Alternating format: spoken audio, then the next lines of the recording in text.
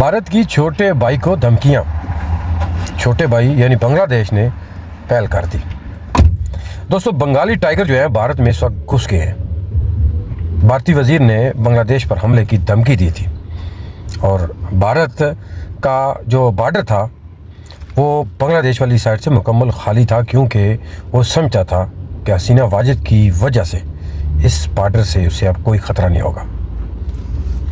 मगर बंगाली टाइगर भारतीय इलाकों में इस वक्त दाखिल हो गए हैं और 10 किलोमीटर का इंडिया का इलाका अपने कब्ज़े में ले चुके हैं और भारत अब मुकम्मल तौर पर बकराहट का शिकार हो चुका है।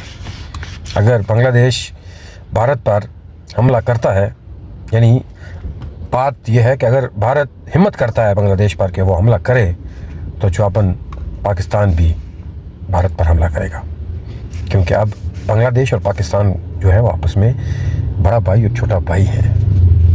मज़ीद ये कि बांग्लादेश पाकिस्तान का जो आपस में एक नया दफाई माहिदा होने जा रहा है, उसके बाद तो आप कह सकते हैं इम्पॉसिबल। और दूसरी साइड पे तुर्की भी बांग्लादेश को मुकम्मल सपोर्ट करने के लिए फ्रंट लाइन पर आ चुका है और इस सारी सूरत हाल की वजह से अब मोदी सरकार बहुत सख्त परेशान है, क्योंकि अगर बंगाल पर हमला किया जाता है तो जवाबन 3 तरफ से हमला होगा। भारत के लिए डिफेंस करना इंतहाई मुश्किल हो जाएगा। इसीलिए भारतीय फ़ौज पीछे की तरफ हट चुकी है और एक तरफ चाइना उत्तर प्रदेश पर ऑलरेडी भारतीय एरिया पर काबज़ हो चुका है और दूसरी तरफ बंगाल टाइगर अपनी असला यानी अपना वेपन लेकर भारत के एरिया में दाखिल हो गए हैं और अब भारत जो है मुकम्मल तौर पे खौफज़दा हो चुका है, क्योंकि पाकिस्तानी फ़ौज आगे और पीछे बंगाली फ़ौज।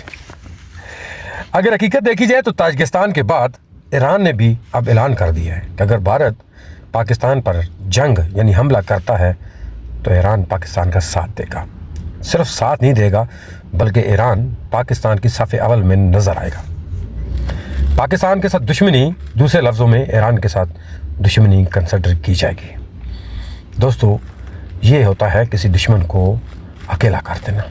हकीकत तो ये है कि जो भारत है इस वक्त दुनिया में अकेला रह चुका है।